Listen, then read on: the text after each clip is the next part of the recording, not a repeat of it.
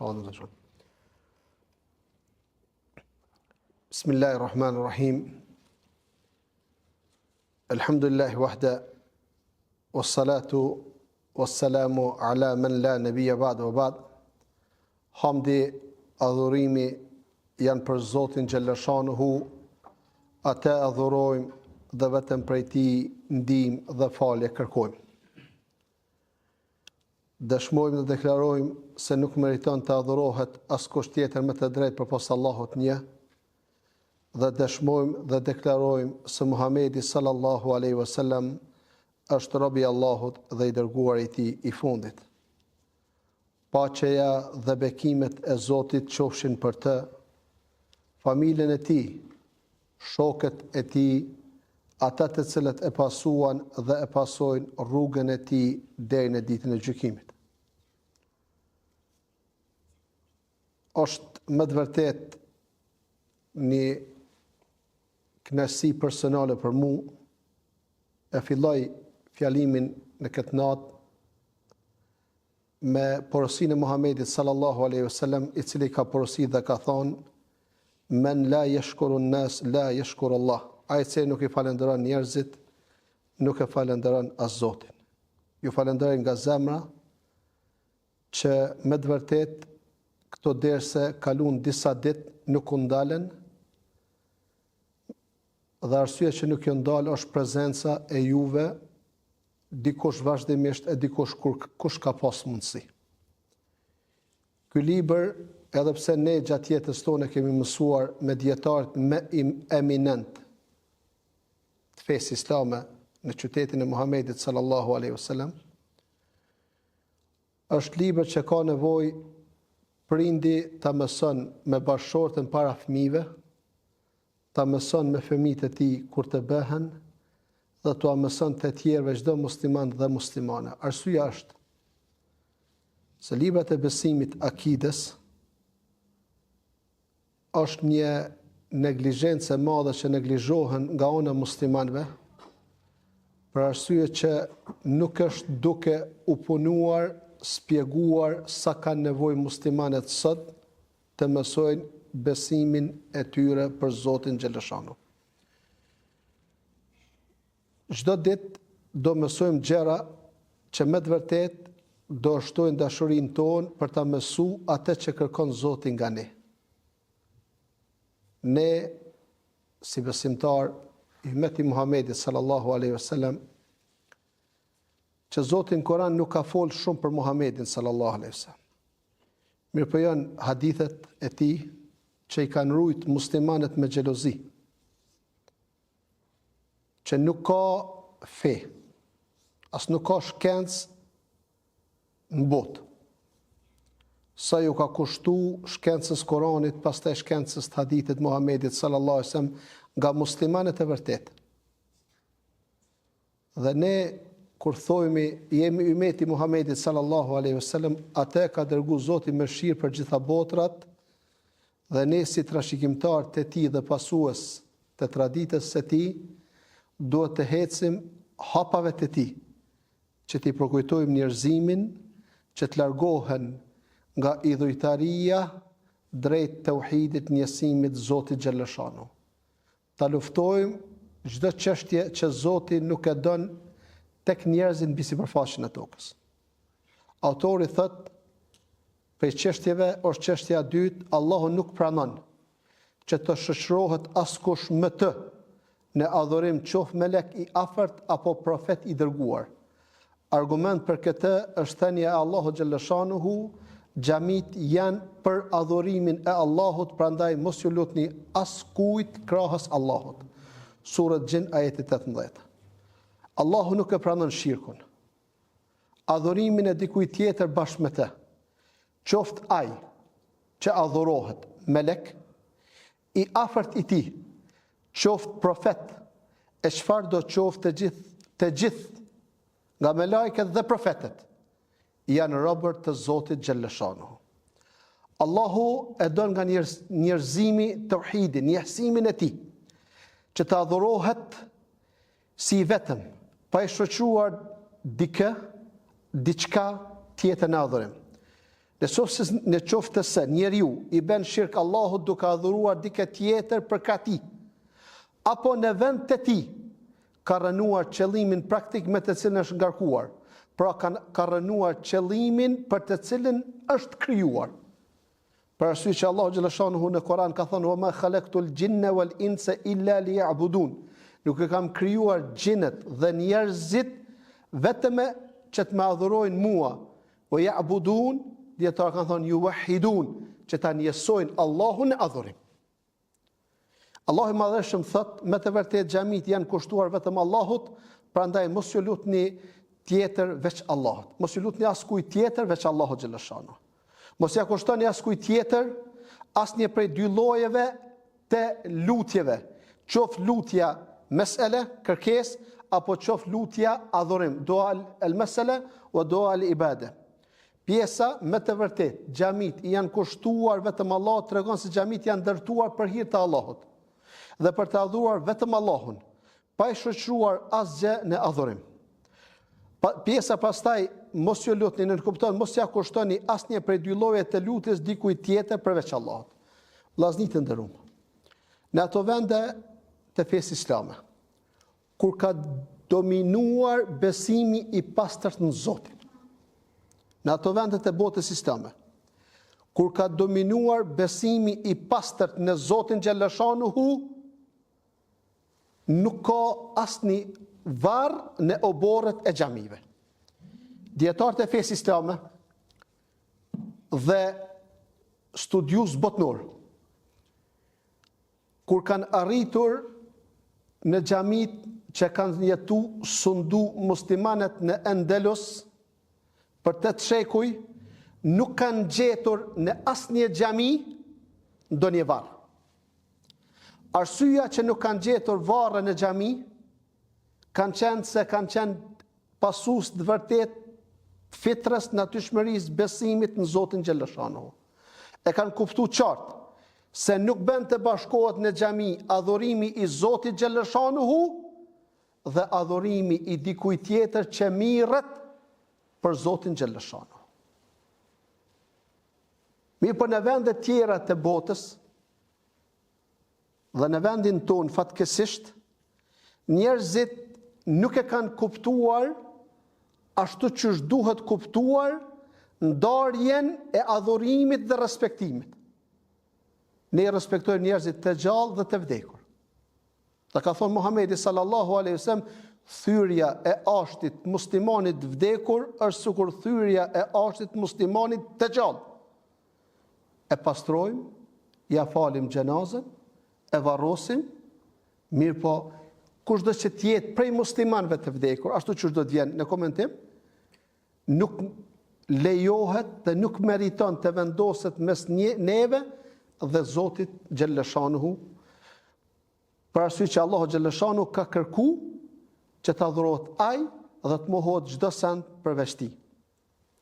Prandaj, me të vërtetë xhamit janë kushtuar vetëm Allahut, tregon se xhamit janë ndërtuar për hir të Allahut dhe për të adhuruar vetëm Allahun, pa i shoqëruar asgjë në adhurim. Dhe pjesa tjetër, prandaj mos ju lutni, nën kupton, mos ja kushtoni asnjë prej dy llojeve të lutjes dikujt tjetër veç Allahut. Dua al-masala, doja kërkesës quhet ajo lloj lutjeje që njihet si do. Për shembull, kur lutemi dhe thojmë: "O Zot, më jep këtë e atë, o Zot më ruaj, o Zot më mbroj, o Zot më fal", kjo lloj lutje quhet lutje dua e kërkesës, dua al-masala. Dua al-ibade, doja adhurimi quhet vetëm adhurimi nga që vetë adhurimi, nga që ai që adhuron Allahun, fjala vjen duke fal namazin ose duke bërë dhikr, i bën këto adhurime, namazin, agjerimin, zakatin, dhikrin, leximin e Kuranit, studimin, mesimdhënien, të gjitha këto i bën që po kërkon shpërblim nga Allahu xhalla shanuhu dhe po kërkojmë shpërblimin e Zotit xhalla shanuhu për ata të cilët kanë besu dhe kanë bërë vepra të mira. Prandaj themi se lutja ndahet në dy lloje, lutja e kërkesës dhe lutja e adhurimit. Allahu i Madhërisht thot: Zoti juaj ka thënë: "Lutmuni mua, se do t'ju përgjigjem." Me të vërtet, ata që tregojnë mendje mëdhej e nuk duan të më adhurojnë, do të hyjnë në xhehenem të poshtruar. Ghafir 60. Ky varg kuranor tregon se lutja është adhurim ose vet adhurimi. Prandaj pjesës lutmuni mua se do t'ju përgjigjem, dietarët i kanë dhënë dy interpretime. Do t'ju përgjigjem, do t'ju jap atë që kërkoni. Lutmi mua dhe unë do t'ju shpërblej. Nëse themi se domethënia është lutmuni mua dhe unë do t'ju shpërblej, atëherë këtë lutje merr kuptimin e adhurimit, sepse për lutjen është vendosur shpërblim. Ndërsa nëse pjesa do t'ju përgjigjem ka kuptim do t'ju jap, atëherë lutja këtu është lutje e kërkesës. Kjo çështje është trajtuar dhe shuar qartë nëpër librat e dietarëve. Kështu vargu, me të vërtetë, xhamit janë kushtuar vetëm Allahut, prandaj mos i drejtoni lutje dikujt tjetër veç Allahut, i përfshin të dy llojet e duas, duan e kërkesës dhe duan e adhurimit. Në një hadith të vërtet, autentik, që përcjell Numan ibn Bashir radhiyallahu anhu, thotë se ka thënë pejgamberi sallallahu alajhi wasallam, "Ad-du'a huwa al-ibada." Lutja është vetë adhurimi. Hadithi është i saktë, e transmeton Abu Davudi dhe Tirmidhiu dhe Ibn Majah në Sunenin e tij.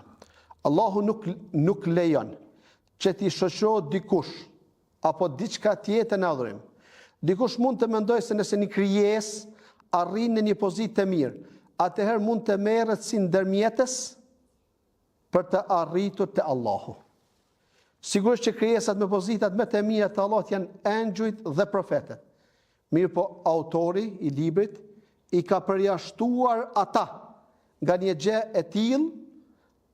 Allahu nuk pranon t'i bëhet shirk, duke adhuruar dikë tjetër me të, qoftë ky angjëll i afërt i tij apo melek. Madje edhe nëse ky melek është Gjibrili alayhis salam, apo në qoftë se është Muhamedi sallallahu alaihi wasallam. Për këtë, prandaj mos të lutni as kujt tjetër veç Allahut, as kujt përfshin çdo gjë, edhe engjëj, edhe me lajket. Sahabët e Muhamedit sallallahu alaihi wasallam e kanë kuptuar dëshirën, urdhën e Zotit. Kur ishte gjallë Muhamedi sallallahu alaihi wasallam, në nevojat e tyre ju drejtoheshin Muhamedit sallallahu alaihi wasallam që ta lutë Zotin xhallashanuhu dhe Zoti t'i sjellte mirat e tyre. Që është rasti i njohur, një njeri sahabi ka hyrë në gjendjen e lypsit, nevojtarit, dhe ju ka drejtu Muhamedit sallallahu alaihi wasallam, i cili ka qenë duke marrë hutbën e xumas. Dhe thot Muhamedit sallallahu alaihi wasallam, kafshët janë duke ngordhur. Bimet janë duke u tharë. Lutë Zotin që të bjen shi. Muhamedi sallallahu alaihi wasallam në atë moment ju ka drejtu Zotit xhallashanuhu, dhe kur sahabët kanë dalë nga xhamia Muhamedit sallallahu alaihi wasallam që lut Zotin që të shkoni sa më shpejt ta vizitoni atë xhami, pasi është njëra prej 3 xhamive të shenjtë, dhe është njëra nga 3 xhamive që lejohet njeriu të udhtoj për të shtuar shpërblimin në namaz, është një kodër jo larg xhamisë pejgamberit sallallahu alaihi wasallam, thonë kemi parë një re nga ai mal dhe ka filluar me rashi. Dhe shiu ka zgjat 7 ditë. Dhe pas 7 ditëve në xhamon tjetër ka hyrë i njëjti njeri në xhamin e Muhamedit sallallahu alaihi wasallam në gjendjen e nevojtarit, lypsit. Jo mendjemadhit, jo krenarit, dhe ju ka drejtu Muhamedit sallallahu alaihi wasallam. Po i thot Muhamedit sallallahu alaihi wasallam se nga ky shi janë duke u prish shtëpiat. Nuk i kanë pas ndërtimin e shtëpiave tona apo ndërtesave tona. Pastaj Muhamedi sallallahu alaihi wasallam i ka ngritur duart dhe ka lut Zotin xhallashanuhu që shiu të shkon në për kodra, në për male, në për lugina, edhe në vendin ku dalin bimet dhe dalin prodhimet. Thot Allahumma hawalejna la alejna, o Zot rreth neve, jo mbi ne. Rreth neve, do thot në vendet që ne mbjellim, kullosim baktit ton dhe dalin nevojat tona me mëshirën tënde, o Zot. Vdish Muhamedi sallallahu alaihi wasallam. Që thot Allahu innaka mayyitun wa innahum mayyitun. Ti do të vdesësh, ata dhe ato do të vdesin. Vjen Abu Bekri radiallahu anhu, e udhëheq shtetin islam, si khalife i drejt pas vdekjes Muhamedit sallallahu alaihi wasallam, me porësin indirekte të Muhamedit sallallahu alaihi wasallam që ai do të jetë udhëheqës, për arsye që Muhamedi sallallahu alaihi wasallam për gjallët e tij e caktoi Abu Bekrin që t'i prinë muslimanëve namaz. Dhe pas vdekjes Muhamedit sallallahu alaihi wasallam u caktuan një pjesë e muslimanëve ulul, ata që kishin mendim dhe vendim, jo të gjithë sahabët u tubuan për ta zgjedhur udhëhesin e tyre, mirë po ajo yndyra e kokave sahabës prej muhaxhirinëve dhe ansarëve, pas 3 ditëve bisedime, mendimeve, fajtohen të gjithë që udhëhesi muslimanëve duhet të jetë Ebu Bekri. Vdiq Ebu Bekri radiallahu anhu. Erdhi udhëhes i muslimanëve Umeri radiallahu anhu, dhe muslimanët patën nevojë që ta lusin Zotin xhallashanuhu, që është tradit deri në kohën e sodit, që kur muslimanët kanë nevojë të falin namazin për të rashi, praktikohet në disa vende të botës islame. Omer radiallahu anhu e merr axhen e Muhamedit sallallahu alaihi wasallam Abbasin radiallahu anhu dhe i drejtohet Zotit xhallashanuhu për ta treguar një herë për gjithmonë për çdo musliman në çdo kohë dhe në çdo vend.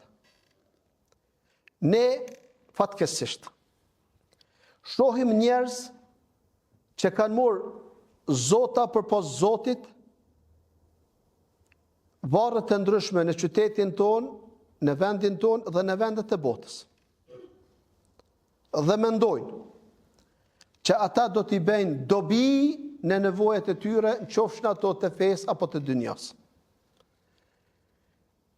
Vorri i më dashur të Zotit xhallashanuhu nuk është i panjohur për sahabët, nuk është i panjohur për pasuesit e Muhamedit sallallahu alaihi wasallam.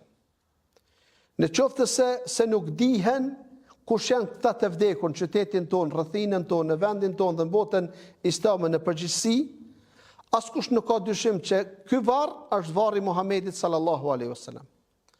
Atëherë, Omer radiallahu anhu, në qoftë se do ishte lejuar, do i shku të varri i Muhamedit sallallahu alaihi wasallam dhe do kish marrë ndërmjetësues Muhamedit sallallahu alaihi wasallam gjatë vdekjes së tij për të kërkuar ndihmën e Zotit. Mirë po e ka ditur ai dhe të gjithë ata të cilët Allahu i ka udhëzuar në besimin e drejtë, që nuk lejohet të mirët as varri i Muhamedit sallallahu alaihi wasallam, për arsye që ai ka vdekur dhe duhet ta besojmë që Muhamedi sallallahu alaihi wasallam ka vdekur. Allahu xhallashanuhu në Kur'an ka folë qartë për rastin që do i ndodh Muhamedit sallallahu alaihi wasallam. Omer radiallahu anhu po merr Abbasin, axhen e Muhamedit sallallahu alaihi wasallam. Dhe po i thot në lutjen e tina, të njohur në librat e besimit: O Zot, kur ne keshim në mesin ton Muhamedit sallallahu alaihi wasallam, kërkonim nga ai që të lutet dhe ne u ndërmjetësoshim me të drejt teje. Mirë po tani e kemi axhen e Muhamedit sallallahu alaihi wasallam dhe ne kërkojmë që nëpërmes lutjeve të tij, pozitës së tij, afërsisë së tij, peshës së tij në Islam, imanin e tij, devotshmërinë e tina, që ne për gjallët e tij të lutemi me doat tona dhe doat e axhës Muhamedit sallallahu alaihi wasallam që të na lëshon shi. Në qoftë se nuk pas ka bërë për Omerin radiallahu anhu që të shkon të varri i Muhamedit sallallahu alaihi wasallam, që të shkon të varri Abu Bekrit që është në të njëjtën dhomë me varrin e Muhamedit sallallahu alaihi wasallam, që nuk bën të shkon të varret e sahabëve të cilët janë varrosur në Uhud, që dihen në ditën e sodit. Në qoftë se nuk bën më shku në Beqi, që ka qenë të varrosur gratë e Muhamedit sallallahu alaihi wasallam, fëmijët e Muhamedit sallallahu alaihi wasallam që dihen varret e tyre, familjarët e Muhamedit sallallahu alaihi wasallam që kanë vdekur musliman, dhe gjithë atyve dëshmorëve të fesë islame, atëherë çysh lejohet prej muslimanit dhe muslimanes të shkon tek varret që thon me përgjegjësinë më të madhe të njerëzve të cilët kanë vdekur jashtë islamit dhe ne dëshmojmë për kufrin, mosbesimin e tyre. Nga fjalët e tyre, veprat e tyre, sjelljet e tyre, besimet e tyre. Të gjitha këto ne i kemi parë të ata njerëz, të cilët nuk kanë falë namaz, të cilët nuk kanë agjëruar, të cilët kanë përdor alkoolin, të cilët kanë bërë çdo vepër e cila nuk ka qenë për fesë islame. Dhe njerëz të shumt në radhë gjatë ditës dhe natës kërkojnë prej tyre atë që duhet kërkuar prej Zotit Xheleshanu, qof lutje kërkese me çështje të dunjas, apo qof lutje të adhurimit që kanë të bëjnë vetëm për Zotin Xheleshanu. E prat, Allahu Xheleshanuhu ju ka drejtuar njerëzimin deri në ditën e gjykimit. Prandaj mos ju lutni askujt tjetër veç Allahut. Pjesa askujt përfshin çdo gjë, edhe engjujt, edhe profetët. Këtë parim duhet tani çdo musliman e muslimane ta kuptoj qartë dhe të mos ketë kurfar dyshimi. Pikërisht duke bazuar te fjalët e Allahut, më të vërtet xhamit janë kushtuar vetëm Allahut, prandaj mos ju lutni askujt tjetër vetëm Allahu Xheleshanu. Pra, të mos i shkojnë në mendje muslimanit dhe muslimanes se mund t'i lutet dikujt tjetër veç Allahut, ose t'i kërkojnë ndihmë dikujt tjetër veç tij, ose t'i drejtohet dikujt tjetër veç tij, mendoni adhurim edhe sikur ai të jetë engjëll i afërt i Allahut apo profet prej profetëve të Zotit Xheleshanu. Nëse kjo çështje vllazni e kuptojnë muslimanët dhe muslimanet, do kuptojnë thelbin e krijimit tyre që kërkon Zoti Xheleshanu. Në qoftë se do ishin ende zotat që i kanë pas mushrikinët e Mekës,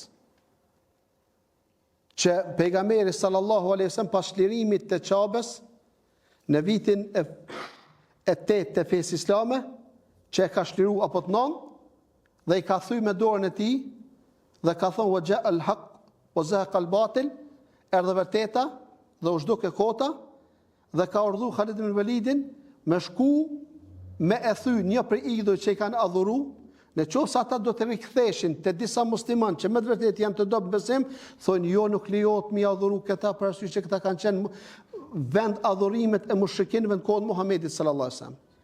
Mirë, po muslimanët në kohën e sodit, sidomos në këtë muaj që jemi tani, pa besimtarët u krenojshin me vizitën e madhe që ja kanë bërë varrit që pretendohet që është i nipit Muhamedit sallallahu alaihi wasallam, Hysejnit radiallahu anhu, që kanë vizitu disa milion musliman, më shumë që kanë vizitu Qabën në kohën e haxhit në muajin e kaluar në muajin Dhulhijhe. Ata të cilët kanë shkuar në atë vend dhe ata të cilët shkojnë në për tyrbet dhe e qytetit dhe fshatrave tona. Arsyeja që shkojnë është që mendojnë që Zoti e ka leju, e ka licencu, e ka aprovu që këta lejohet prej muslimanëve dhe muslimaneve që të miren ndërmjetësues mes tyre dhe Zotit Xheleshanu. E pa dyshim, në qoftë se një njeri prej njerëzve që falin namaz, e ka këtë bindje, namazi, agjerimi, haxhi, umra dhe gjitha veprat e mira të cilat pranon do të bëhen ditë gjykimit pluhur dhe hit, për arsye që i ka shkatru me idhujtarin e besimit dhe praktikimin në jetën e tij. Është e rëndë qytetin tonë të ketë prej namazlive që ta falin Bajramin me ne në xhami. Pastaj shkojnë ta falin Bajramin për herë dytë nëpër teqet të qytetit tonë.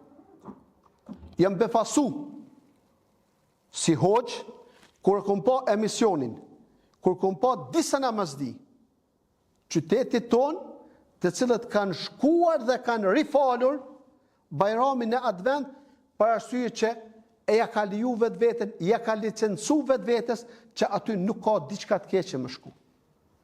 Nuk ka vend që Zoti Xheleshanu hidhrohet më shumë se sa një vend që mirret Zot përpos Zotit Xheleshanu. Nëse Allahu Xheleshanu nuk e ka liju për robrit e tina që të mirren varret e profetëve që dihen, në qoftë se nuk dihet asnjë varr për profetëve, që ka disa mendime, jo këto është Shoaibi në Jordani, alayhi salam, jo këto është Jahjaja në Siri, jo këto është Nuhu apo Musa alayhi salam në Jordani, jo është atje.